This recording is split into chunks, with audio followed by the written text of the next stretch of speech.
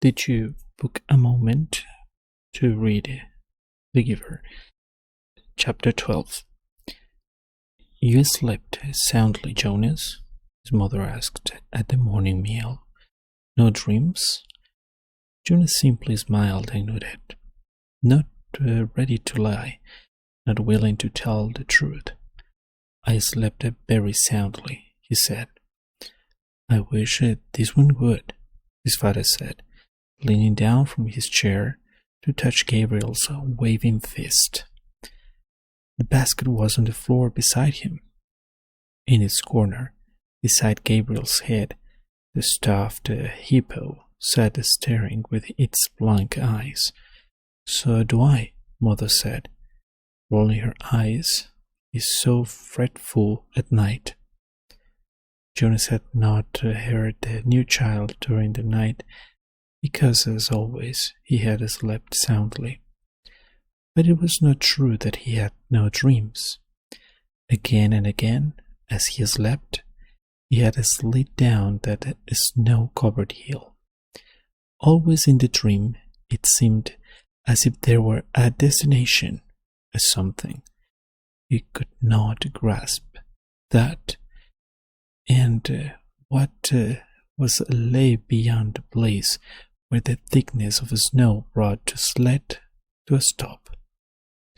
He was left upon awakening with the feeling that he wanted, even somehow needed, to reach the something that waited in the distance, the feeling that it was good, that it was welcoming, that it was significant. But he did not know how to get there. He tried to shed the leftover dream, gathering his schoolwork and preparing for the day.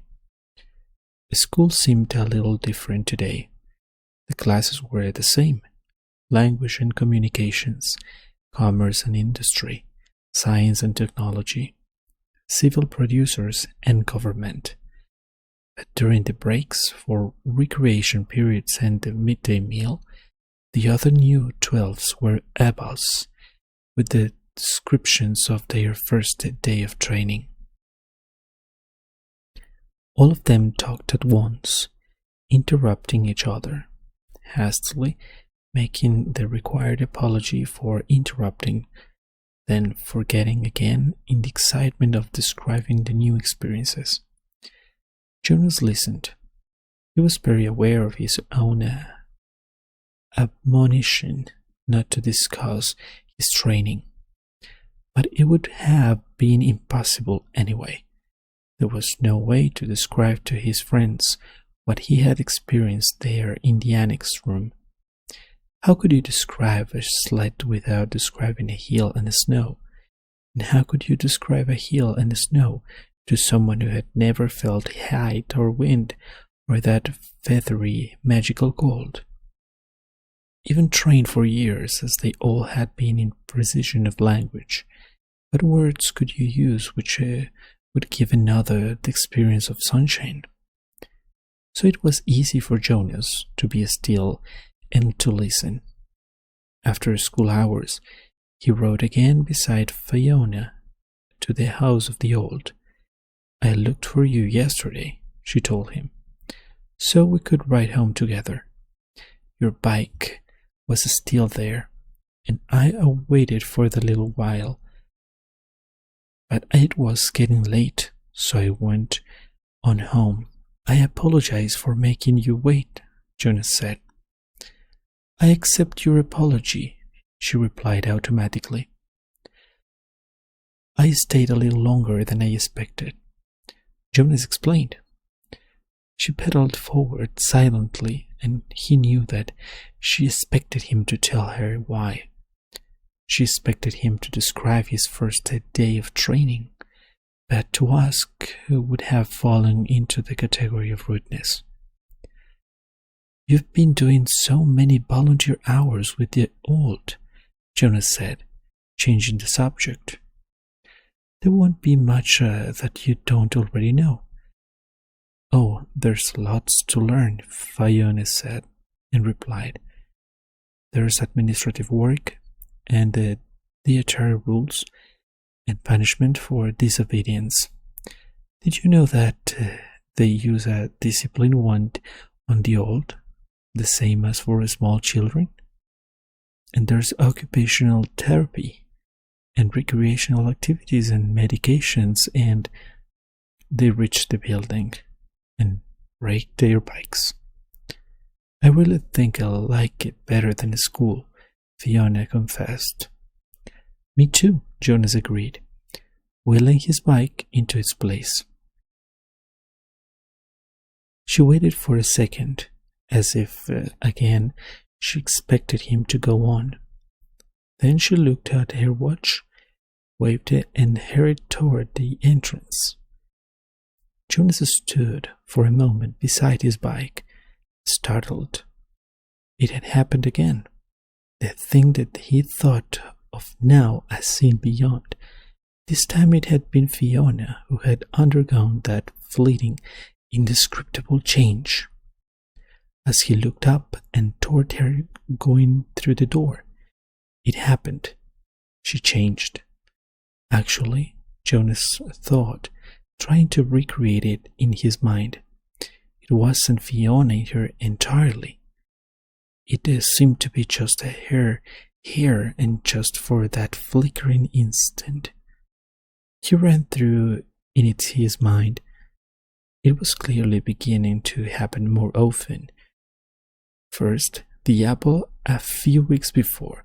The next time had been the faces in the audience at the auditorium, just 2 days ago. Now, today, Fiona's hair. Frowning, Jonas walked toward the annex. I will ask the giver, he decided. The old man looked up, smiling when Jonas entered the room.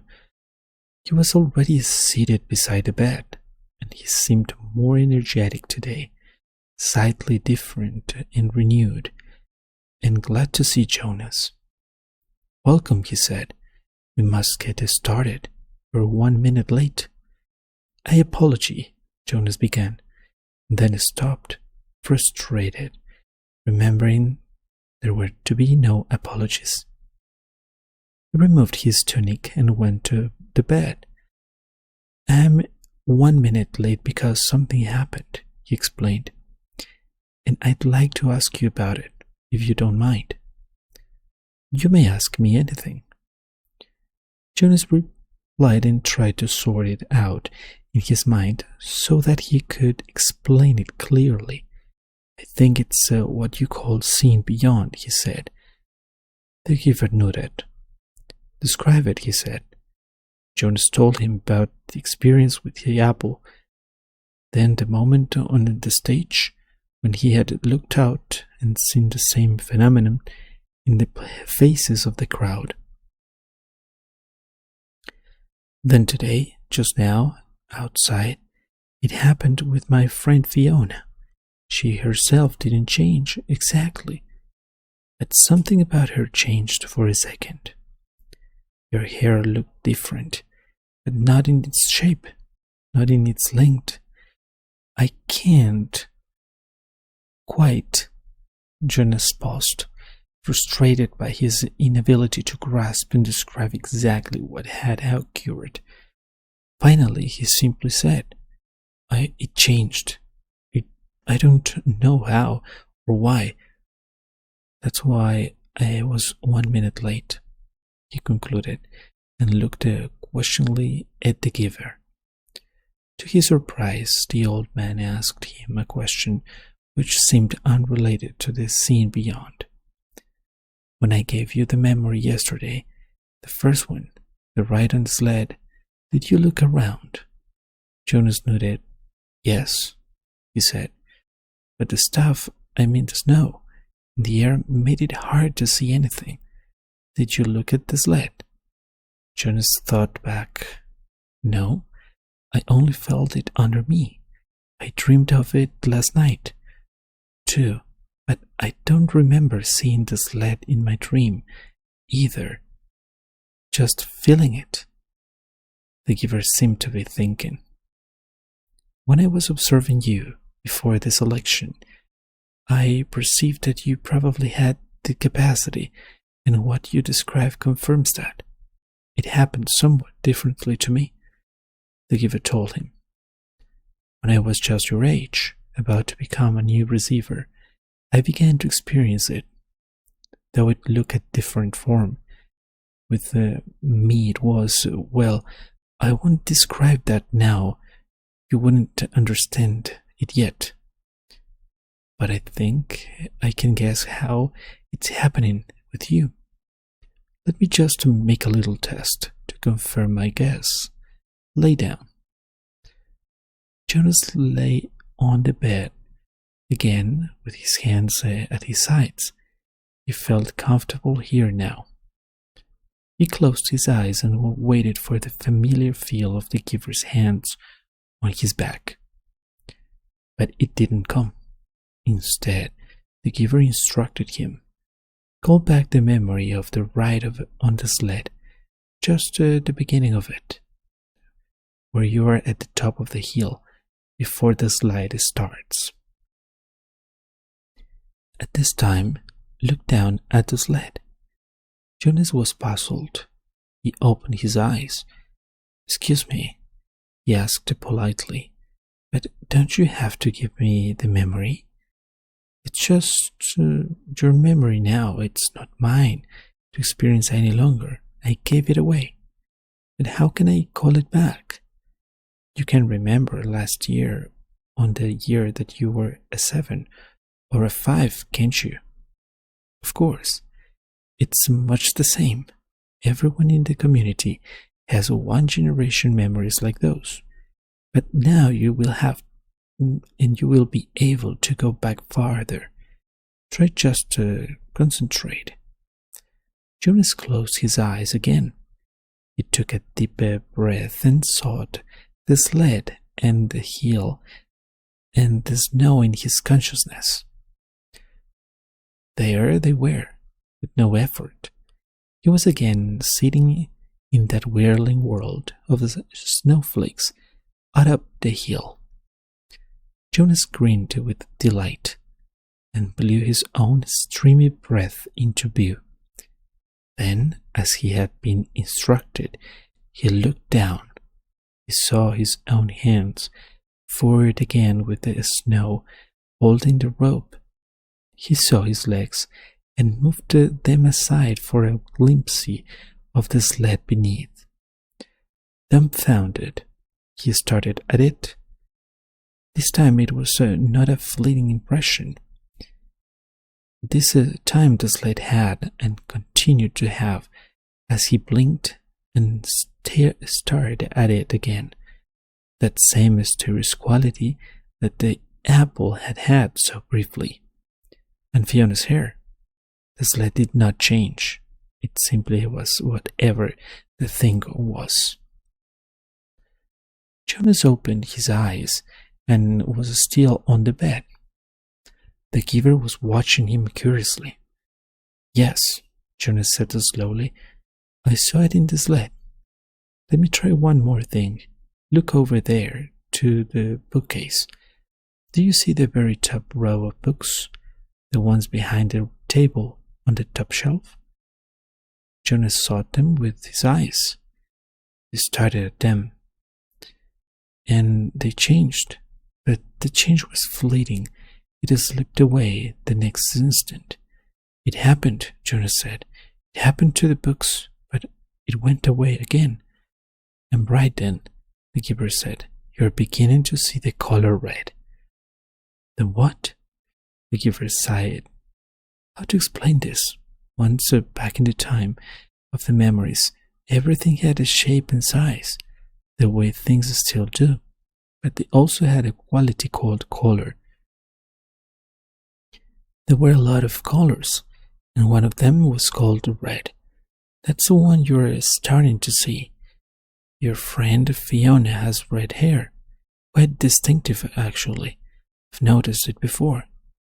When you mentioned Fiona's hair, it was the clue that told me you were probably beginning to see the color red. And the faces of people? The ones I saw at the ceremony? The giver shook his head. No, flesh isn't red. but it has red tones in it. There was a time, actually, you will see this in the memories later, when flesh was many different colors. That was before we went to sameness. Today flesh is all the same, and what you saw was the red tones. Probably when you saw the faces take on color, it wasn't as deep or vibrant as the apple or your friend's hair. The giver chuckled suddenly. We've never completely mastered sameness. I suppose the genetic scientists are still hard at work trying to work the kinks out. Hair like Fiona's must drive them crazy. Jonas listened, trying hard to comprehend. And the sled, he said, it had the same thing, the color red, but it didn't change. Giver, it just was. Because it's a memory from the time when color was. It was so, I wish language were more precise. The red was so beautiful. The giver nodded, it is. Do you see it all the time? I see all of them, all the colors. Will I? Of course, when you receive the memories, you have the capacity to see beyond. You will gain wisdom, then, along with colors, and lots more. Jonas wasn't interested just then in wisdom. It was the colors that fascinated him. Why can't everyone see them? Why did colors disappear? The giver shrugged. Our people made that choice, the choice to go to sameness.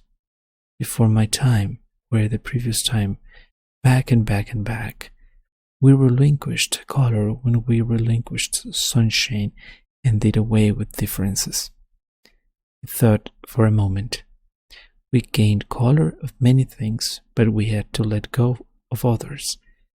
We shouldn't have, Jonas said fiercely. The giver looked startled at the certainty of Jonas' reaction. Then he smiled weakly. You've come very quickly. To that conclusion, he said, it took me many years. Maybe your wisdom will come much more quickly than mine. He glanced at the wall clock. Lie back down now. We have so much to do. Giver, Jonas asked as he arranged himself again on the bed. How did it happen to you when you were becoming the receiver?